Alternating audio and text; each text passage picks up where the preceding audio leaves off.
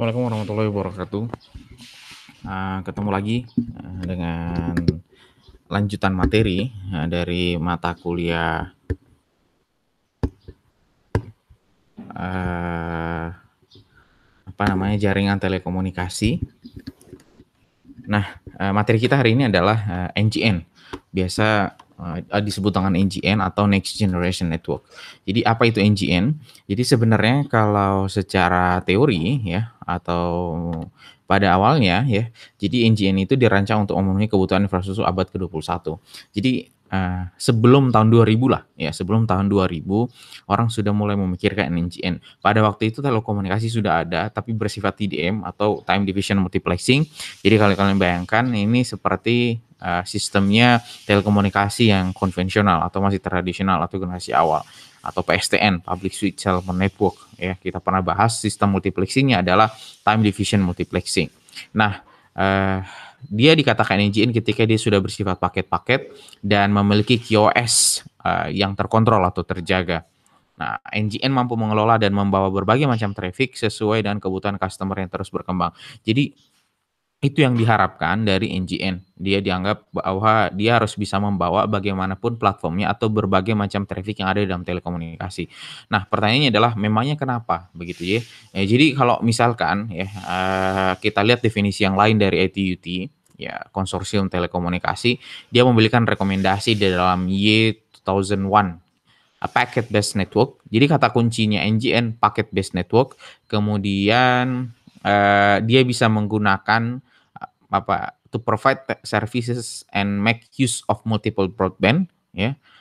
Kemudian QoS enable transport technology, terjaga dia punya QoS. QoS itu apa? Quality of service ya, quality of service in which service related function are independent from underlying transport related technology.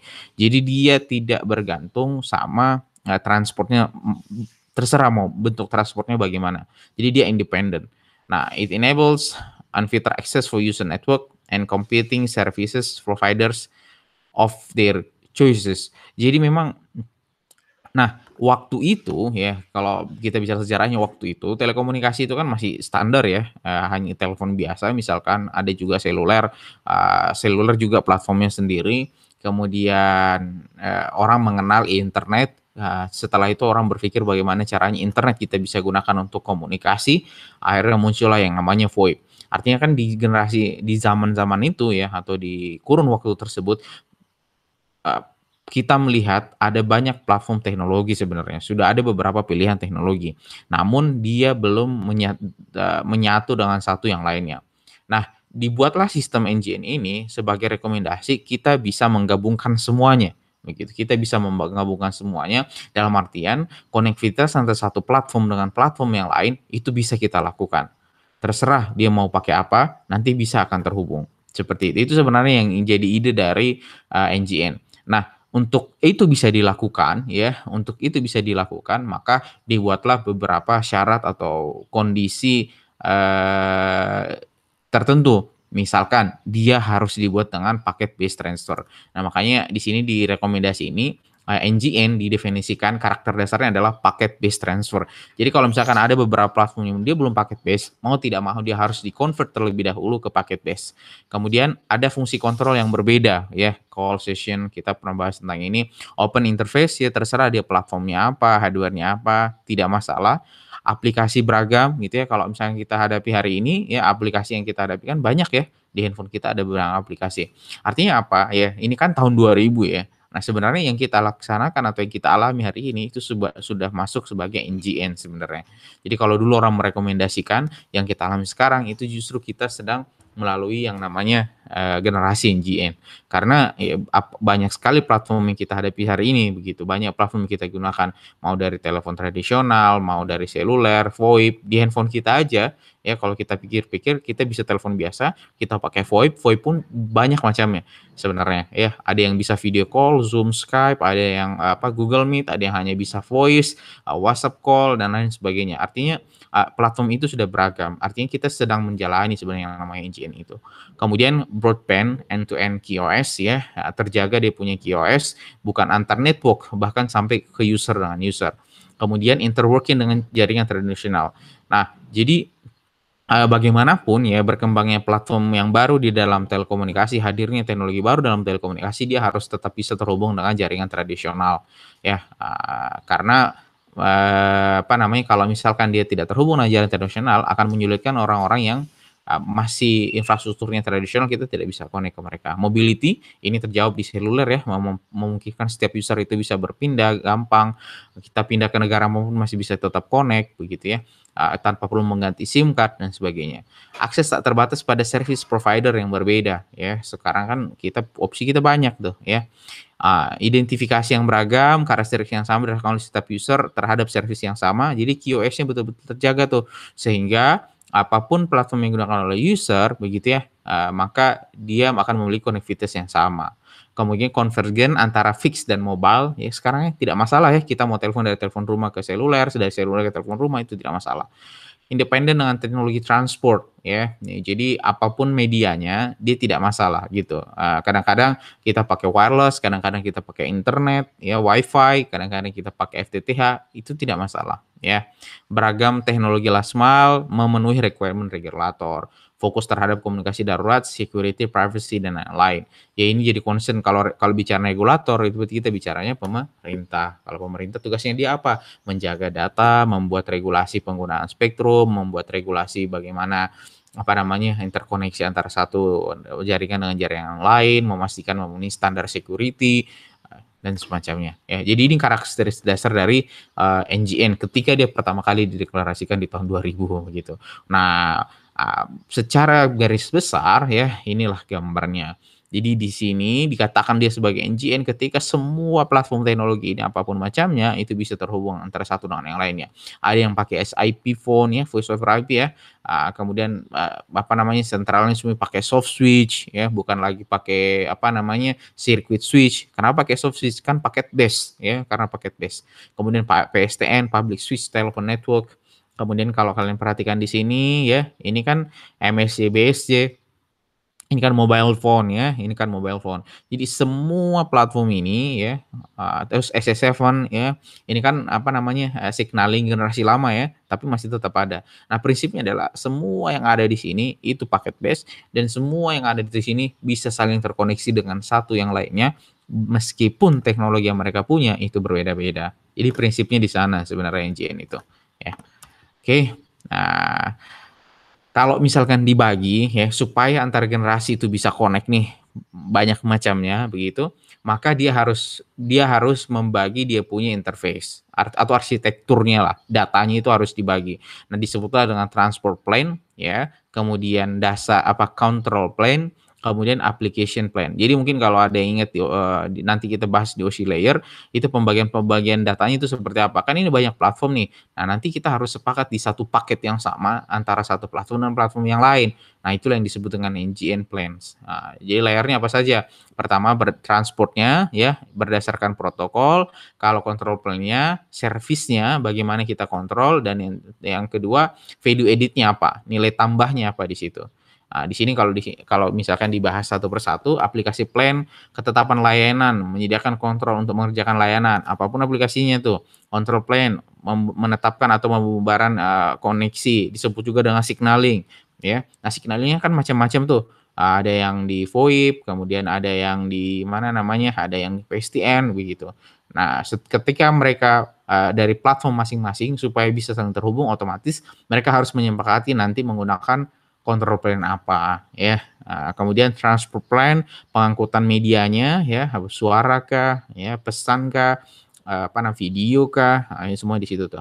Manajemen plan mencakup manajemen network, pemenuhan layanan dan dengan guarantee of services ya, kemudian menghubungkan terminal pelanggan dengan komponen network. Jadi kalau bicaranya akses jaringan ya, ya dari sinilah. Nah, ketika semua ini terhubung, nah yang terhubung langsung ke user, nah itu berarti jaringan akses ya. Nah, oke. Nah, kalau di summary, transport bukan hanya bagian dari media berupa data, suara, gambar dari customer, tetapi membawa sinyal-sinyal dari blok-blok lainnya. Ya, seperti itu. Jadi bukan hanya media, gambar, suara, dan apapun dari customer yang namanya blok transport, tapi sinyal-sinyal dari blok-blok lainnya. Maksudnya blok-blok lainnya apa? Ya jadi kan platform mereka beda-beda ya, antara satu satu teknologi dengan teknologi yang lain. Nah, mereka pasti sudah punya default paket. Nah, default paket itu juga dibawa, makanya disebutnya blok transport. Kemudian transport harus dioptimasi sesuai dengan beragam jenis traffic yang akan dilewatkan. Jadi apapun trafficnya, bagaimanapun trafficnya itu harus di-customize dalam artian apa namanya, masing-masing teknologi tersebut tetap harus berada pada titik yang maksimum. Termasuk di dalam ini, transport di core network dan akses network serta di mobile network. Nah, eh, terkait dengan blok lain seperti control and signaling, fungsinya melakukan pengendalian. Ya intinya seperti signaling lah. Signaling itu kan mengatur call setup, mengatur call setup, mengatur pembubaran panggilan, ya kan, penomoran, routing. Nah, itu kan semuanya control and signaling. Ya, kemudian kalau ini block service and application, ini bicaranya tentang si user ini dia pakai apa nih untuk berkomunikasi. Apakah dia pakai telepon biasa? Apakah dia pakai SMS? Apakah dia pakainya aplikasi WhatsApp untuk menelpon, aplikasi lain untuk menelpon, atau dia pakai Google Meet? Nah, itu semuanya layer aplikasi. Nah, kalau sudah bicara layer aplikasi, ya dia tidak bergantung apapun platform di belakangnya. Ya, jadi fungsinya aplikasi saja, fungsi aplikasi itu hanya bicara layanan apa yang kita ambil dari situ, dari aplikasi tersebut. Ya. Nah, di belakangnya kan nanti blok-bloknya itu akan disepakati. Ketika mau masuk ke dalam jaringan NGN, berarti paket-paketnya apapun sumbernya ini ya, jenis komunikasinya nanti harus di apa namanya itu, diselaraskan dengan standarnya NGN. Ya, kalau dia belum paket base, maka harus dirubah dengan paket base. Kalau misalkan dia punya signaling sendiri, nanti apa namanya, si NGN akan memfasilitasi signalingnya, konversi signaling dan sebagainya. Ya. Nah, kalau misalkan kita buat konfigurasi apa namanya, fitur perbedaan secara ringkas antara generasi-generasi yang ada dengan JNJN, misalkan seperti ini, multimedia service, PSTN kan tidak support. Nah, tapi internet dia support. Nah, NGN harus support sama multimedia. Kemudian QoS, PSTN yes, internet no. Kenapa QoS tidak ada disebutkan pada internet? Karena pada waktu itu kan apa namanya, telepon, ketika orang menelpon, ketika orang membuat internet, mereka kan tidak bicara bagaimana mentransfer suara dengan cepat sampai akhirnya ditemu VoIP. Nah, meskipun VoIP sekarang ya ketika di NGN dia harus tetap terjaga. Jadi meskipun dia paket ya, paket base, dia harus terjaga dia punya quality of service. Network intelligence, yes. Intelligence CPE, yes. Kenapa NGN yes? Karena tadi kan service atau aplikasi yang ada di user kan berbagai macam platformnya. Ada yang pakai kamera supaya bisa video call. Kalau di PSTN kan atau telepon biasa, kita tidak bisa itu melakukan panggilan telepon karena tidak multimedia. Maksudnya panggilan telepon dengan video call. Nah, makanya disebutnya intelligence CPE atau customer premises equipment ya. Handphone kita bisa, internet kita, laptop kita bisa, telepon biasa pun kita bisa, VoIP telepon VoIP pun kita bisa ya. Nah, itu di NGN. Kemudian transport network-nya berupa paket jelas, service architecture-nya semi distinct, ini ad hoc ya. Nah, jadi itu yang lain, kemudian distinct ya, kombinasi lah ya. Integrated control, yes ya, makanya berbagai macam platform apapun yang terkonek ke NGN mesti mereka bisa terhubung. Service reliability, ini yang diekspektasikan ya, reliability-nya di NGN itu harus high. Systemic, dia punya service creation, ease of use of services high ya, kemudian modularity high, maksudnya kan banyak platform tuh beda-beda begitu kan. Nah, artinya service-nya kita bisa sederhana dia sebagai kita punya modul apa nih yang kita bawa, kita attach dia ke mana namanya, ke jaringan NGN. Nah, banyak platform lain ya, dia tentu seperti modular. Nah, jadi bisa connect, bisa dilepaskan begitu. Ketika ada yang baru mau dihubungkan NGN, itu bisa. Itu disebut modularity-nya tinggi ya, seperti itu. Time to market services-nya short, arsitektur openness high ya. Nah, kemudian ya di NGN tentu supaya antar generasi atau antar platform yang berbeda-beda bisa terhubung, pasti kita membutuhkan yang namanya gateway. Nah, disebutnya dengan media gateway. Media gateway terletak pada layer transport. Kalau ditanya di mana media gateway-nya, adanya di layer transport. Nah, apa yang dia lakukan? Memisahkan jenis-jenis network yang berbeda. Kan mereka datang dari banyak jenis arsitektur ya. Nah, dia harus dibedakan tuh. Nah, siapa yang membedakan? Media gateway-nya. ya, baik di dalam NGN maupun antara NGN dan network di luarnya. Ada apa saja sih gateway yang ada di NGN? Terang gateway, menghubungkan jaringan terang TDM dari PSTN atau ISDN dengan jumlah sirkuit yang biasanya besar, ya. Jadi kalau dari PSTN kan sentralnya besar. Nah, kalau sentral sudah gabung dengan sentral disebutnya sentral terang. Nah, jaringannya disebutnya jaringan terang, begitu. Kalau sudah jaringan terang berarti jumlah usernya sangat banyak kan, karena dalamnya itu gabungan beberapa sentral. Nah, tentu ketika dia masuk di NGN, dia harus punya gateway. Nah, gateway-nya namanya apa? Namanya terang gateway. Ya. Kemudian akses gateway, menyediakan interface kepada perangkat customer. Ya, jadi kalau bicara akses gateway, user itu connect-nya ke mana begitu, via apa untuk masuk ke NGN ya. Nah, disebutnya dengan akses gateway.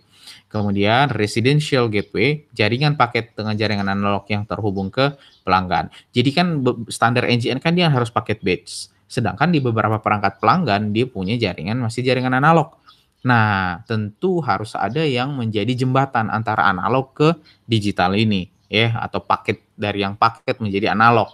Nah, dari yang paket menjadi analog, itu gateway-nya via apa? Residential gateway namanya. Oke, seperti itu. Nah, kalau kita bicara signaling, ya, signaling service, tempat transaksi informasi dari suatu jenis ke jenis yang lainnya, ya bagaimanapun komunikasi itu kan butuh signaling ya, tidak ujuk-ujuk kita kirim message. Antara network dengan network yang lain mereka harus saling komunikasi, ketika kita mau menelpon ada yang harus memberikan jaringan, ketika selesai ada yang harus menutup jaringan, ketika kita minta layanan ada yang memberikan layanan, ketika selesai menggunakan layanan ada yang menutup layanan, ada yang mencatat billing dan sebagainya. Itu kan fungsi-fungsi signaling, ya kan? Nah, itu kan fungsi-fungsi signaling. Nah, fungsi signaling ketika kita bicaranya di NGN, dia difasilitasi dengan yang namanya signaling gateway.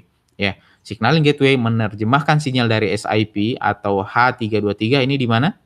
Ya, ini kan signaling yang ada di VoIP ya ke SSCPN ya dari PSTN dan ISDN seperti itu. Jadi inilah, fungsinya ya, jadi setiap perbedaan, teknologi atau platform, misalkan dalam kasus ini perbedaan, jenis signaling, itu juga harus difasilitasi supaya bisa terhubung kan antara satu teknologi dan teknologi yang lainnya. Via apa? Signaling gateway, ya, seperti itu. Kemudian kalau bicaranya media, sesuai dengan namanya berarti bicaranya konten ya. Di sini makanya dikatakan menghubungkan dua layanan dalam network sinyal dan medianya. Kemudian gateway controller disebut juga dengan soft switch, call agent atau call controller. Kalau bicaranya soft switch berarti semacam sentral lah ya. Sentralnya itu suara-suara yang dibawa, layanan yang dibawa itu nanti terhubungnya via apa tuh? Nah, via apa? Pusatnya itu disebutnya dengan soft switch atau call agent atau call controller. Melakukan setup hubungan-hubungan multimedia, ya. Kalau telepon biasa kan setup-setupnya bukan multimedia, ya mungkin hanya berupa suara. Nah, tapi kalau di NGN itu sudah menghubungkannya berupa konten yang sifatnya multimedia, ya. Melakukan deteksi dan pengolahan pada event-event, ini maksudnya log ya, mengatur media gateway berdasarkan database konfigurasi. Ya, jadi kalau kita perhatikan di skemanya, nah, ya kan? Nah, inilah media server ya, menghubungkan antara soft switch ini di dalamnya terhubungnya dengan kontrol apa namanya dengan signaling, SS7, kemudian ada billing service, bicara masalah pulsa, pengaturan pulsa ya kan. Kemudian application server kalau misalkan soft switch-nya apa namanya signalingnya berupa SIP tentu harus di-convert ya. Kalau maaf kalau misalkan datanya berupa SIP karena dia berupa VoIP tentu dia harus dirubah terlebih dahulu kan begitu. Nah, ini semuanya ada di media server. Ya, ini ada di media server. Oke, nah yang menjadi kata kunci di sini tentu harus punya database. Jadi dikontrolnya di mana? Di media server. Ya, seperti itu. Nah, kita lanjut. Oke, oh ya ternyata ini ada bahasanya. Nah, inilah ya konfigurasi media gateway controller. Jadi dia mengontrol semua misalkan ya di gateway itu dikontrol sama dia, kemudian SIP ya dikontrol juga sama dia, signaling gateway. Ya, jadi pokoknya orkestrasinya, ya, orkestrasi semua arsitektur yang ada di dalam NGN itu dikontrolnya oleh siapa? Dilakukannya oleh siapa? Ya, ini media gateway controller. Ya, SIP terhubungnya ke IP line, berarti VoIP ya. Kemudian ada yang bukan VoIP, namanya PSTN line. Nah, untuk masuk ke NGN harus punya gateway. Ini ada gateway-nya, ini juga punya gateway-nya. Nah, ini SIP protokol signalingnya. Nah, ini SS7 supaya mereka bisa terhubung menggunakanlah signaling gateway. Ya, begitu. Oke. Nah, apalagi nih, media gateway, dia control protokol itu mengikuti standar dari TU. Protokol yang digunakan menghubungkan dua layanan dalam jaringan atau sinyal dan media. Tadi kita sudah lihat grafiknya ya, ada yang kontrol signaling SIP, ada yang H323 tapi masih bisa connect. Maaf, ada yang pakai SS7, ya, kemudian ada pakai H323. Nah, itu tidak masalah tuh dari mereka begitu ya. Kelebihan transport dibandingkan MVCP adalah model koneksi yang tidak tergantung bentuk transport. Nah, jadi ini kalau standar dari IETF. Nah, kalau dibagi layernya, NGN ya gambaran lainnya itu ya seperti ini. Network controllernya terdiri dari media gateway. Media gateway-nya ini ya ada yang terhubung ke GSM, ada yang terhubung ke UMTS, ya LTE, ada yang terhubung ke telepon ISDN, ya. Kemudian ada yang terhubung ke PLMN, Public LAN Mobile Network, ya. Wireless lama ini. Kemudian PSTN, Public Switch Telephone Network. Kemudian ada yang terhubung ke internet. Ini semuanya via media gateway. Oke, ya, media gateway atau disebut juga dengan connectivity, atau layar koneksi. Nah, kemudian di layar jaringannya, ya, tentu masing-masing punya signaling. Nah, signaling gateway-nya itu adanya di layer network control layer, ya, seperti itu, network control layer. Makanya di sini termasuk ada database tuh di sana. Nah, source switch adanya itu di dalam sini. Nah, kalau bicaranya sudah application layer, ya ini yang ada di user lah. Apa yang ada di user? Apakah dia support yang multimedia, triple play? Nah, itu kan sisi-sisi aplikasi tuh, ya. Nah, siapa yang menangani itu? Ya, adanya ditaruhnya di application server. Nah, bisnisnya apa saja dalam NGN? Ya, yang kita alami lah hari ini, ya.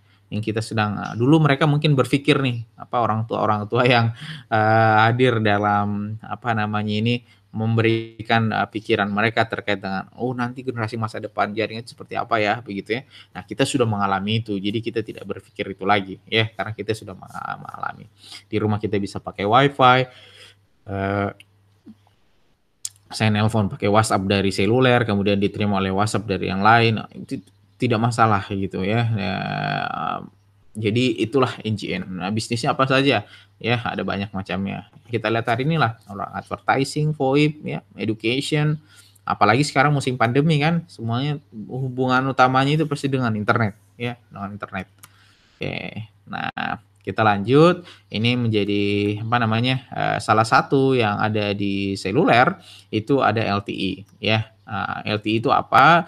Nah, ini mungkin agak tidak bersinggungan langsung ya, tapi ini salah satu komponen yang kita hadapi hari ini terkait dengan LTE. LTE atau long term evolution adalah generasi 3G sebenarnya, 3G ke 4G lah ya. Jadi banyak sebenarnya rilis LTE, tapi kita anggap aja lah 4G meskipun 3,7 sekian itu sebenarnya sudah masuk LTE juga, sudah ada di sana begitu ya. Nah, apa saja yang menjadi latar belakang, semuanya pindah ke IP network. Jadi zaman saya kuliah itu, waktu itu kan belum ada LTE itu. Orang selalu bilang begini begitu, nanti ke depan semua itu bicaranya tentang IP. Maka kita tuh harus jago di jaringan. Ya faktanya memang demikian ya, apalagi kalau sekarang tuh semuanya sudah berbasis IP. Kemudian permintaan layanan broadband, mahalnya spektrum. Kenapa orang berpikir apa hubungannya mahalnya spektrum dengan LTE? LTE memungkinkan ya spektrumnya mungkin kecil, tapi kapasitas yang bisa dibawa dengan spektrumnya kecil atau lebar bandwidth-nya kecil itu besar. Nah, jadi efisien dia penggunaan bandwidth-nya. Kemudian sistem paket switch teroptimalisasi ya karena semuanya sudah berbasis IP, otomatis paket switch ya. Kemudian QoS minimum latensi ya, kemudian infrastruktur yang lebih murah, intinya begitu. Jadi tujuan utama dari satu teknologi itu ujung-ujung biasanya selalu sama. Bagaimana caranya kapasitas semakin besar, QoS semakin bagus ya, bisa mencapai standar, kemudian tapi spektrum terbatas begitu. Jadi intinya adalah majunya satu teknologi atau munculnya satu teknologi baru ya untuk efisiensi. Dulu bisanya segini begitu, bisa tidak kecepatannya ditambah. Misalkan sekarang nih, sudah hype-nya masalah 5G. Nah, itu kan orang berpikir dengan bandwidth sekian bisa bawa data yang gigabit per second. Nah, itu kan orang lakukan optimasi optimasi optimasi optimasi. Nah, begitu juga dengan LTE, ya optimasi dari generasi sebelumnya. Nah, apa saja sih yang ada di LTE? Ya, ini channel bandwidth-nya beda-beda nih. Ya, ada 3 MHz, 5 MHz, 10 MHz dan sebagainya. Ada jenis modulasinya ya, nanti kalian bisa explore ini di mata kuliah seluler. Ini hanya pengenalan saja. Ada yang namanya modulasi, ada yang namanya multiple access. Modulasi itu apa? Bagaimana informasi itu ditumpangkan ya. Nah, di sini downlink-nya dia pakai FDMA, uplink-nya dia pakai SCF FDMA. Kalau multiple access itu bicaranya bagaimana caranya user yang banyak ini, metode mereka mengakses kepada jaringan itu seperti apa. Nah, mekanismenya itu disebutnya dengan multiple access. Kalau downlink-nya dia pakai FDMA, ya, kemudian kalau ini keliru kayaknya ya, modulasi skemanya ini keliru. Ya, kemudian uplink-nya SCF DMA. MIMO artinya untuk menambah performansinya dia harus connect dengan multiple input, dia sudah disupport oleh multiple input, multiple output. Jadi lebih dari satu antena dia bisa jalan seperti itu. Nah, cuman maksimum 4 antena nih pada base station. Di 5G itu kadang-kadang bisa sampai 64 antena. Bayangkan ya, ada 64 antena. Peak data rate-nya 150 Mbps, downlink-nya, uplink-nya 75 Mbps. Mungkin ya, karena apa namanya, tidak kalau single user mungkin ya, tapi kan kalau di satu base station itu satu apa namanya, dia punya data rate-nya kan dibagi ya, tergantung jumlah usernya. Nah, ya. Ini yang menjadi kunci LTE ya, downlink-nya ada OFDM, uplink-nya SCFDMA. Nah, bedanya di mana misalkan ini spektrum ya, single carrier FDMA, ini spektrumnya besar. Kalau FDMA, nah, kalau kalian lihat ada batang-batang kecil nih ya, itu FDMA. Nah, nanti kalian bisa lebih detail belajar ini di sistem komunikasi Siskom ya. Kemudian advanced antenna solution, ya ini tadi saya bilang dia menggunakan multiple antena di base station. Di base station dia bisa sampai menggunakan 4. Kalau di 5G itu bisa sampai 64 ya. Nah, kenapa harus pakai banyak antena? Itu tadi mengoptimalkan dia punya performance dari sisi data rate. Nah, jadi diversity-nya banyak, jadi kalau sinyalnya terima jelek dari sini, nanti bisa dikompensasi dari antena yang lain. Kemudian beamforming, pengarahannya ya, pengarahan sinyalnya mau dilempar kemana itu bisa diarahkan. Spectrum flexibility, kalau kalian perhatikan di sini spektrumnya bisa bervariasi, dia punya spektrum dari 1,4 MHz sampai 20 MHz ya, seperti itu. Nah, kalau bicaranya evolusinya sebelum LTE muncul, nah ternyata kita punya generasi yang lebih lama. Ya, tentu sebagian dari kita mengalami ya, ada yang itu dari 1G, 2G, ya baru ke 3G, akhirnya baru ke 4G. Nah, ada standarnya nih, kalau standarnya 3GPP ya, HSDPA, HS SUPA, apa yang membedakan antara satu generasi dengan generasi lain? Pasti dari performance kecepatan ya. Ini cuma 8 Mbps, kemudian apa namanya, sampai 6,6 Mbps, baru naiklah ke standar TDD. WiMAX juga begitu, cuman sayangnya di Indonesia WiMAX tidak begitu populer. Standar WiMAX kurang populer lah. Sama mungkin kayak CDMA. CDMA itu awalnya kan dipakai ya sama siapa di Indonesia itu Flexi ya, tapi entah karena kalah saing di pasar dan sebagainya akhirnya tidak begitu populer. Yang lebih populer tetap GSM waktu itu. Nah, ya jadi ini apa namanya, skemanya antara generasi ke generasi selanjutnya baru muncul sampai ke LTE ya, baru sampai LTE. Nah, ini kan dulu GPRS cuma 200 Kbps ya, GRAN, habis itu kita ada upgrade ya, naik kita ke 3G, baru kita ke 4G. Nah, ini lebih detailnya untuk pembagiannya. Dulu kalau 1G, apa nama standar teknologi yang ada di 1G? Namanya MPS. Dia pakai apa? FDMA ya. Nah, jadi membagi akses antara satu user dan user yang lain dengan frekuensi yang berbeda-beda ya. Kemudian di mana dipakainya? Finland, Sweden, Network, Norway, oke, UK, di Ireland ya, seperti itu. Kalau di 2G, ada dua nih standar teknologi, ada yang GSM, ada yang CDMA. Ya, mereka satu level sebenarnya itu, satu level, cuman tergantung siapa yang mau memakai. Nah, 2G itu favoritnya atau apa namanya, booming-nya di mana? Di Europe, ya. Standarnya siapa? ETSI atau 3GPP. Dia pakai FDMA sama TDMA, ya. Bandwidth-nya 900 MHz, rate-nya 9,6 Kbps. Kalau CDMA, ya, dia itu terkenalnya di mana? Di Amerika. Makanya kalau oke. Makanya kalau misalkan orang dulu beli handphone, eee, orang kan nggak bisa kalau pakai handphone CDMA mau connect ke GSM. Jadi sempat tuh kan pas zamannya Flexi orang harus beli 2 handphone, satu handphone CDMA, satu handphone GSM, ya. Kemudian 2.5 ya, sini kita pertama kali ada internet nih di mobile phone, ya sampai bisalah kirim gambar lah, MMS, ya. Kemudian naik ke apa namanya, Edge ya, Edge itu GSM tapi sudah punya data. Itulah disebutnya dengan Edge. CDMA yang sudah punya data itu namanya CDMA 2000. Di sini di Edge bisa sampai 384 Kbps, di CDMA 2000 hanya 153 Kbps kecepatannya. Nah, sekarang kan kalau misalkan handphone kita meskipun sudah support LTE, ketika kita ke daerah dan di sana tidak ada sinyal 3G maupun 4G, biasanya tahu-tahu angka E muncul kan di layar handphone kita, karena kita sedang dilayani dengan standar yang rendah gitu ya, ini Edge ya, seperti itu. Nah, 3G kita sudah mau mengenal WCDMA ya, kalau di standar, CDMA, di standar CDMA itu mengeluarkan yang namanya e-video ya, e-video. Bandwidth-nya di sini ada apa namanya 5 MHz, ditaruhnya di 1,9 MHz, kemudian sampai 384 Kbps ya, seperti itu.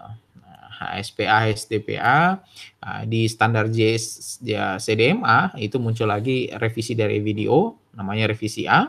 Itu bisa sampai 3,1 Mbps dengan bandwidth 1,25 MHz. HSPA di standar GSM itu 14 Mbps. Ya, downlink-nya, uplink-nya bisa sampai 5 Mbps. Oke, makanya kalau di handphone kita munculnya H, berarti kita sedang ada di generasi 3 tuh, H ya. HSDPA, HSPA dan seterusnya. 3,75. Nah, WiMAX ya, WiMAX itu mirip WiFi sebenarnya. Makanya apa yang membedakan? Yang bikin standarnya beda. Kalau WiMAX itu yang bikin standarnya based on IEEE. IEEE standar biasanya kalau di laptop kita kan sering lihat tuh 802 sekian sekian sekian. Ya kan itu ya standar dari IEEE. Kalau WiFi 801 kalau nggak salah ya. Nah, apa namanya 802.11 dan lain-lain seterusnya. Nah, itu WiFi. Nah, WiMAX ya, WiMAX itu juga seluler. Nah, cuman yang mengeluarkan standarnya IEEE bukan 3GPP. Oke, singkatan Worldwide Interpret for Microwave Access Broadband. Cuman di Indonesia ini enggak dulu sempat ada sebenarnya di Indonesia tuh, bahkan waktu Aceh itu kena tsunami, WiMAX itu mau diimplementasikan di sana, cuman kayaknya penerimaannya kurang bagus ya.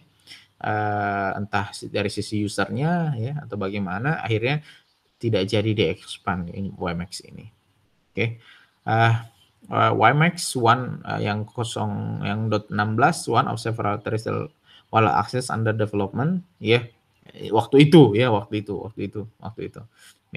dia bisa sampai 20 Mbps di jarak 50 kilometer.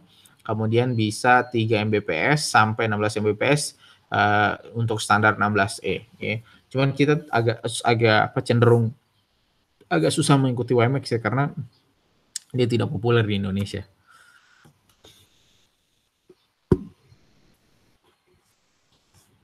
Apa-apa saja layanan-layanan dari WiMAX ya. Nah, dia support apa namanya real time gaming, VoIP, ya mirip lah, standar di seluler, ya standar di seluler. Nah, cuman di sini information technology real time no, ya jadi ini mungkin yang membedakan nih, jadi tidak bisa real time dia. Nah, makanya apa namanya maaf saya salah mengartikan ini. Jadi maksudnya kalau yang real time-nya yang tidak real time apakah dia support? Ya, dia support. Contoh aplikasi yang tidak real time itu apa? Misalkan web browsing, email, ya, dan sebagainya. Nah, WiMAX ya jadi kayak WiFi lah, mirip-mirip WiFi itu, WiMAX. Ya misalkan dari satu gedung dengan gedung yang lain ya bisa koneksi tuh antara WiMAX-nya di gedung ini dengan yang gedung sini begitu melalui pemancar ini SS ya seperti itu. Jadi mirip-mirip WiFi sebenarnya. Jadi WiFi kemudian di-extend ke daerah yang lain, di-extend lagi ke daerah yang lain, seperti itu. Nah, kalau di sisi keamanan umum, maksudnya ini ya, bukan ini keliru, bukan untuk kepentingan security sebenarnya, tapi implementasi WiMAX untuk, apa namanya, ketika ada bencana terjadi atau disaster dan sebagainya. Jadi kalau ada kebakaran dia bisa connect dengan jadi dia membuat WiMAX itu memberikan fasilitas, support, kepada komunikasi-komunikasi yang sifatnya itu misalkan emergency. Jadi dia punya kanal khusus disediakan atau bagaimana WiMAX bisa diimplementasikan lah untuk itu. Ya, ini ada polis, kemudian ada pemadam kebakaran, ada ambulans, begitu. Dia bisa connect ke jaringan WiMAX. Kalau bicaranya private network, berarti yang hanya terhubung ya hanya orang yang ada di situ saja. Makanya disebutnya private network yang terhubung ya. Nah, meskipun dia private network, dia tetap bisa terhubung keluar. Cuman maksudnya private network itu ya orang-orang itu saja yang bisa connect. Ya.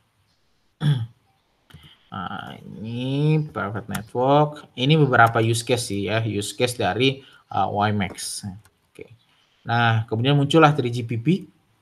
Ya, 3GPP memunculkan muncullah LTE yang dikeluarkan oleh 3GPP ya, 3GPP. Yang kita pakai masih sampai sekarang ya. Nah, ini beberapa speknya, nanti kalian bisa baca. Paling saya highlight ya, ini misalkan berbasis paket, meminimalisasi interface dan penyederhanaan, reduksi kompleksitas, kemudian ya enhance MBMS, multimedia broadcast, multimedia service, dan semacamnya. Dia bisa sampai 5 km sampai 100 km. Nah, kalau sudah MT Advance ya, itu dia bisa bandwidth-nya berubah-ubah ya, tergantung kebutuhan, mulai dari 5 sampai 20 Mbps. Jadi sangat fleksibel dia. Bahkan bisa sampai 40 Mbps. Kita punya bandwidth. Data rate-nya expected sampai 100 Mbps ya. 100 Mbps meskipun realnya nggak bisa juga sampai 100 kecuali mungkin satu user. Lagi-lagi kan harus dibagi ya kalau banyak user itu. Ini kita sudah bandwidth scalable ya. Jadi berbagai macam lebar bandwidth itu punya kita di handphone kita. Ketika kita connect dengan jaringan LTE itu terjadi ya. Kemudian pakai MIMO ya itu bisa sampai. MIMO tadi multiple input, multiple output. Nah, konfigurasi antenanya ini maksudnya ini. Ya, 4x2, 2x2, 1x2 dan 1x1. Jadi kadang-kadang ada yang pakai 2 antena, pakai 4 antena begitu ya. Nah, itu bisa terjadi. Itu bisa dilakukan di LTE. Oke, ini target-target LTE, dia bisa cover sampai sejauh mana, dia bisa kalau misalkan usernya itu bergerak, bisa sampai kecepatan usernya itu misal nih, saya di atas mobil, kecepatan saya misalkan 100 km per jam, apakah koneksi saya akan putus karena kecepatan mobility saya 100 km per jam, begitu. Nah, harusnya sih tidak putus ya, nah itu yang dikejar sama LTE. Nah, bagian itu disebutnya dengan mobilitas, sejauh mana user itu bisa bergerak, ya, secepat apa. Oke, ini LTE-nya ya, lebih detailnya, misalkan apa yang menjadi target dari LTE, pengurangan biaya dari sisi operator karena network-nya mungkin tidak sekompleks yang ada sebelumnya, lebih praktis begitu ya. Kemudian karena ya permintaan kecepatan data yang lebih tinggi, kan itu ya, munculnya satu generasi ke generasi yang baru, salah satunya kan motif utamanya adalah bisa tidak transfer lebih cepat dari itu, gitu. Kalau di 5G sampai, di kemarin testing di kampus itu sampai 600 Mbps, bayangkan coba. Jadi punya download 1 tera ya, download 1 giga, ya download 1 giga ya paling butuh mungkin 1 menit kurang ya, kita sudah bisa punya file download seperti itu. Nah, jadi data rate-nya kalau misalkan bandwidth-nya bandwidth-nya misal 1,4 ya, dibandingkan dengan bandwidth-nya yang lebih besar, pasti data rate-nya yang akan lebih tinggi ketika bandwidth-nya lebih besar ya. Nah, ini modulasinya, makanya saya bilang tadi kayaknya itu keliru ya. Modulasi itu ini, kalau FDMA dan sebagainya itu metode multiple accessing. Jadi bagaimana user mengakses ke base station.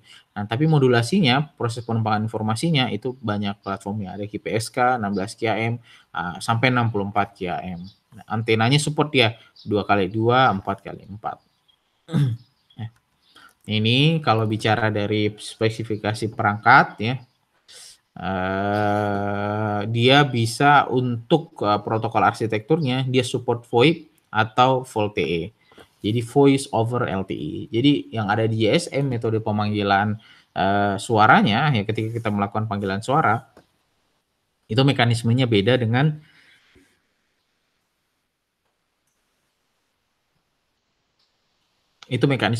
dengan jalur VLTE ya, seperti itu. Ini rilis 8, LTE rilis 8 ya. Nah, jadi LTE standarnya itu kan ya nama teknologinya satu nih LTE, tapi ada improvement di dalam standar LTE. Nah, setiap improvementnya itu disebutnya dengan apa dikeluarkannya dengan istilah rilis gitu. Rilis 8, rilis 11, rilis 12 begitu. Terakhir sampai rilis 16 saya kalau tidak salah gitu ya. Nanti kalian bisa baca-baca. Nanti kalau misalnya kalian kerja di operator, nah ini akan menjadi istilah-istilah yang familiar nih yang akan kalian apa namanya? Yang akan kalian hadapi nanti di apa namanya di operator ya. Nah, ini dia membandingkan antara perbedaan rilis 8 ke rilis 9 atau performance improvement di rilis 8 ke rilis 9 ya. Nah, di sini misalkan nih kalau di rilis 8 up to 2 user ya. Kalau ini di sini up to 4 user ya. Rilis 10 bahkan di sini kalau misalkan kasusnya SU MIMO downlink 4 stream, rilis 9 4 stream, kalau rilis 10 sudah 8 stream ya. Jadi ini perbedaan-perbedaannya. Nah, ini antenanya ya, mapping of 4 to 8 logical antenna ports to up to 4 physical TX antenna. Jadi fleksibilitas ini nama aplikasi ini aplikasi-aplikasinya nih untuk mengkonfigurasi antena-antena di base stationnya LTE. Jadi kalau kalian kerja nanti di operator atau di vendor pasti akan ketemu dengan aplikasi yang semacam ini. Kita mengontrol database, kita mengontrol Node B itu base station-nya, mengontrol base station-nya, ada berapa antena yang kita mau aktifkan.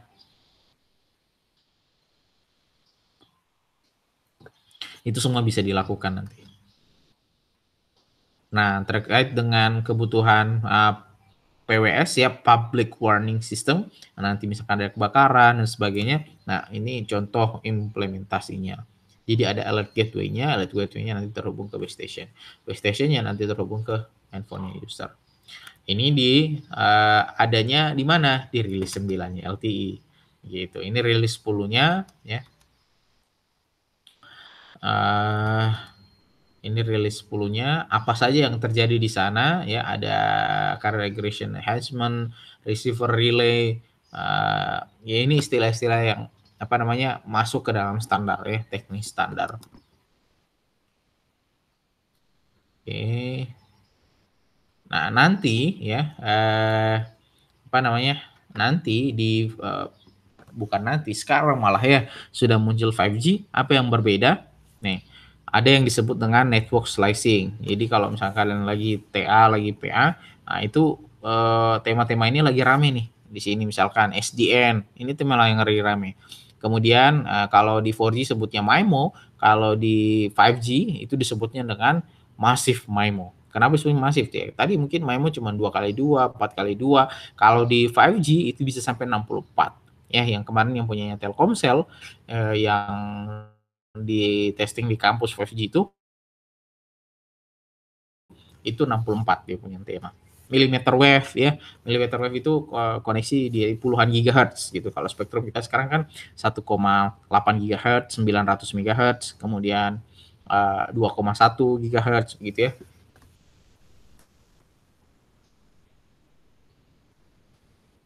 Di 5G itu sudah ada yang support sampai di millimeter wave. Oke. Nah, kemudian ini operational maintenance pakai software-nya MS, OSS, di sini sudah pakai Vim, VNVM, dan sebagainya. Jadi ini perkembangan yang ada di jaringan seluler begitu. Nah, ini masa depan nih, semua ada di sini nih. Ya, jadi kalau ditanya kira-kira kalau misalkan saya bisa untuk saya bisa catch up lah dengan apa namanya eee, teknologi masa depan atau yang lagi hype dalam setidaknya 2 5 tahun ke depan, ini yang harus kalian pelajari. Salah satu di antaranya lah, kalau tidak mau belajar semuanya. Oke. Oke, itu ya, terkait dengan seluler. Nah, bagaimana dengan soft switch? Ya tadi kita bahas, di awal bahwa, di NGN salah satu komponen dari, eee, apa namanya, gateway utamanya ya, main gateway controller itu ada soft switch di sana. Nah, jadi di sini dikatakan apa itu soft switch? Merupakan istilah umum pendekatan baru terhadap switching telepon atau sentral telepon yang memiliki kemampuan dalam menghadapi semua kekurangan dari switch sentral lokal tradisional. Switch yang dilakukan oleh suatu software secara logik. Jadi prinsipnya itu sebenarnya. Jadi kalau di soft switch itu kan, kalau di sentral itu kan dulu ada circuit base. Nah, bisa tidak itu disoftwareisasi? Oke lah dibuatlah yang namanya soft switch. Jadi fungsi konektivitas antara, menghubungkan antara user dengan yang lain, baik itu berupa paket apa namanya, baik itu, multimedia ya, terutama pada saat multimedia, itu siapa yang mengerjakan? Ya sentralnya. Nah, sentralnya disebutnya dengan soft switch. Jadi dia sentral, tapi dilakukannya berupa software. Jadi semuanya sudah softwareisasi ya, itu makanya disebutnya dengan soft switch. Nah, bagian yang paling kompleks dari suatu sentral lokal apa sih? Begitu. Nah, bagian kompleks adalah yang mengatur call processing. Nah, hal ini bisa dilakukan secara software. Kalau dulu kan mungkin harus ada jaringan-jaringan khusus atau sirkuit-sirkuit khusus begitu yang analog. Nah, ini semuanya sudah soft switch. Jadi kita hanya kayak menginstal si soft switch-nya, dia bisa menghubungkan tuh antara satu user dengan yang lainnya. Nah, contohnya apa sih sebenarnya soft switch yang paling sederhana ya VoIP. VoIP itu kan kita pakai PC biasa, ya, kita pakai PC biasa. Tapi kok dia bisa berfungsi sebagai sentral? Jawabannya karena di dalamnya kita sudah install soft switch. Ya, jadi ketika kita memanggil nomor sekian 02 dan sebagai 021332 4 misalkan seperti itu. Nah, tentu ada sentral dong yang harus membaca. Dia ini mau nelpon ke nomor ini tuh saya arahkan kemana ya begitu. Nah, itu kan fungsi switch. Nah, itu sudah dilakukan berupa software. Kita install di PC kita. Nah, itu sebenarnya soft switch. Nah, di generasi apa namanya NGN itu semuanya sudah soft switch. Jadi modelnya mungkin kayak server besar di dalamnya tapi switch-nya berupa aplikasi ya. Makanya di sini kata kuncinya berupa software, penentuan call routing, implementasi call processing untuk berbagai macam fitur, kemudian switch ya, software dilaksanakan berdasarkan proprietary processor terintegrasi dengan hardware circuit switch ya.